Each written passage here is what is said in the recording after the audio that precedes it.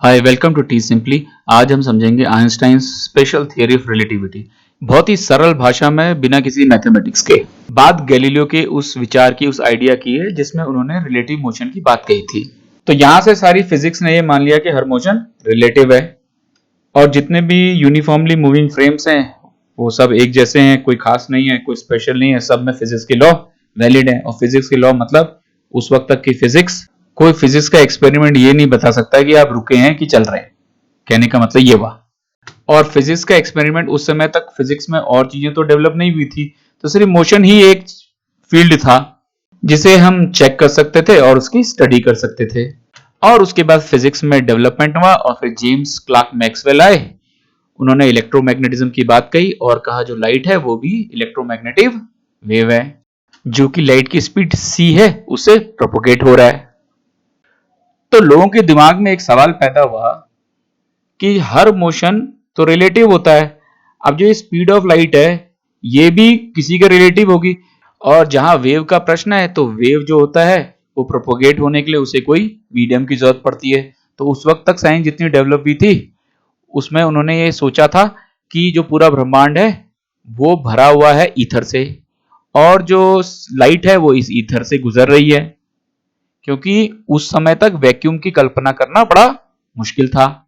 तो तब सबका यही मानना था कि जो लाइट है वो प्रोपगेट होती है, ईथर से होकर गुजरती है। तो दो बहुत बड़े वैज्ञानिक माइकलसन मोरले ने इस ईथर की कंफर्मेशन के लिए एक एक्सपेरिमेंट किया जिसे माइकलसन मोरले एक्सपेरिमेंट कहते हैं। और ये एक्सपेरिमेंट ऐसा था कि जो पृथ्वी है वो ईथर के बीच से गुजर रही है और जो सूरज से आने वाली लाइट है वो पृथ्वी पर पड़ रही है, पर पृथ्वी भी भाग रही है। तो सूरज की जो आने वाली लाइट है उसकी स्पीड कम या ज्यादा हो सकती है। इसे आप यूं समझें, एक बहुत बड़ी ट्रेन है, बहुत बड़ी ट्रेन है जो कि 1000 किलोमीटर लंबी है और वो ट्रेन जा रही है 100 किलोमीटर पर आवर की स्पीड से।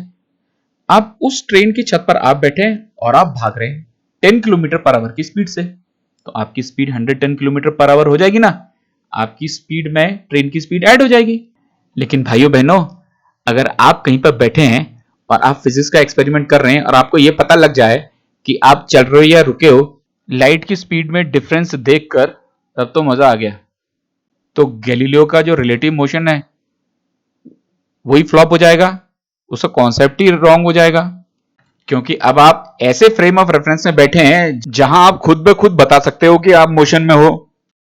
खैर वो एक्सपेरिमेंट फेल होना ही था।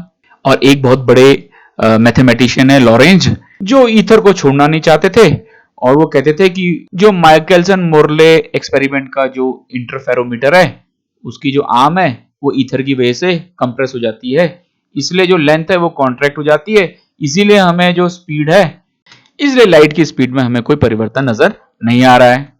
और उन्होंने गामा फैक्टर निकाला जिससे लेंथ कितनी कॉन्ट्रैक्ट हो रही है ये पता लग जाएगा।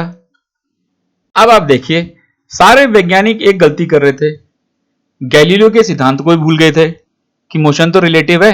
अब आइंस्टाइन आए और उन्होंने माइकलसन मोरले एक्सपेरिमेंट का कोई इंटरप्रिटेशन नहीं किया, उसका अर्थ नहीं निकाला। उनको कहा जाता है कि इसके बारे में पता भी नहीं था कि माइकलसन मोरले एक्सपेरिमेंट कुछ हुआ है। उनके दिमाग में कुछ और ही बात चल रही थी। हाँ, लॉजिकल कनेक्शन लगता है, दोनों बातें जुड़ी हुई हैं, लेकिन इसकी वजह से आइंस्टाइन आए और उन्होंने स्पेशल थियरी ऑफ रिलेटिविटी कही, ऐसा नहीं है।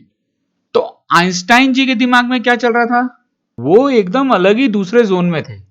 वो क्या देख रहे थे कि मैग्नेट कॉइल के पास आया है तो फोर्स अलग तरीके से बता रहे हैं, और कॉइल मैग्नेट के पास गई है तो फोर्स हम अलग तरीके से बता रहे हैं। वो सोच रहे थे कि ये दोनों बातें अलग थोड़ी हैं, मैग्नेट कॉइल के पास है, कॉइल मैग्नेट के पास है, बात तो एक ही है, कुछ तो गड़बड़ है भाई, ये दोनों तो रिलेटिव मोशन है ना। उन्होंने कहा फिजिक्स के लॉज बड़े सिंपल होने चाहिए, ये कॉम्प्लेक्स नहीं होने चाहिए, किसी चीज के लिए अलग किसी चीज के लिए अलग। तो उन्होंने बोला भाई गैलीलियो जो है उनका लॉ तब भी वैलिड था, उनका लॉ यहां भी वैलिड है। उन्होंने एक बात मान ली जिसके लिए सारे लोग अपना सर फोड़ रहे थे, चाहे वो लॉरेंज हो चाहे वो माइकलसन मोरले हो, कि भाई लाइट की स्पीड है वो कांस्टेंट है, उसमें कोई बदलाव नहीं हो सकता। तो उन्होंने एक पोस्टुलेट दिया कि लाइट की स्पीड जो है वो यूनिवर्सल कांस्टेंट है, कॉस्मिक कांस्टेंट है, खत्म। कि अगर गैलीलियो की रिलेटिविटी सही है तो लाइट की स्पीड कांस्टेंट ही होनी चाहिए। कोई फ्रेम ऑफ रेफरेंस में बता ही नहीं सकते कि लाइट की स्पीड क्या है। लाइट की स्पीड आप किसी भी फ्रेम से देखोगे वो उतनी ही रहेगी, वो फंडामेंटल कांस्टेंट है, बस सिंपल। उन्होंने गैलीलियो की बात को मान लिया जिसे बाकी लोग नहीं मान रहे थे।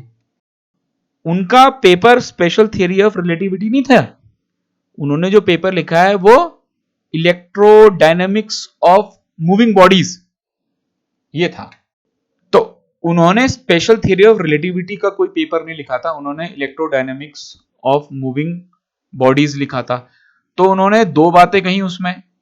एक बात उन्होंने ये कही कि जो लाइट है वो फंडामेंटल कांस्टेंट है, और दूसरा कि जो फिजिक्स के सारे नियम है जो अब तक मोशन को लेकर थे और जिसमें अब इलेक्ट्रोमैग्नेटिज्म भी आ गई, वो भी वैलिड है। और वो किसमें वैलिड है?